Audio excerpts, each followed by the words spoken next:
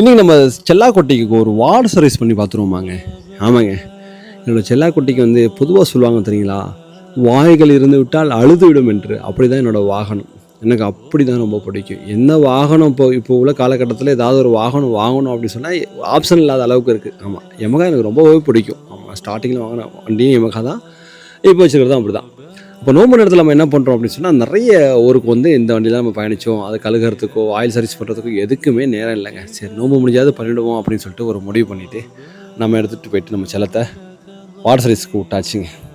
ஆமாங்க, இது வந்து பைக்கை பொறுத்த வரைக்கும் அந்த பசங்களுக்கு ரொம்ப எமோஷ்னலாக கனெக்ட் ஆகக்கூடிய ஒரு விஷயம். பைக் இல்லைன்னா ஒரு மாதிரியாக இருக்கும். பைக் எங்கே போனாலும் பைக்கு தாங்க.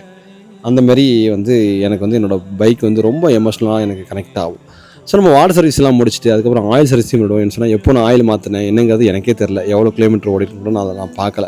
ஸோ அவ்வளோ பிஸியாக இருந்தேன் ரமதான் டயத்தில். ரமதான் முடிச்சதுக்கு அப்புறமா தான் ஆயில் மாற்றி ஆகணுமே அப்படிங்கிறதுனால நம்ம என்ன பண்ணிட்டோம், ஆயில் சர்வீஸும் பண்ணிவிடுவோம் அப்படின்னு சொல்லிட்டு நம்ம சர்வீஸ் பண்ணுற இடத்துல நம்ம நண்பர் வந்தார் கார்த்திக். என்ன கார்த்திக், வண்டி எடுத்து வரலாமா அப்படின்னு கேட்டேன். சரி, எடுத்துட்டு வாங்க சொல்லிட்டு அப்படியே ஆயில் மாற்றியாச்சு.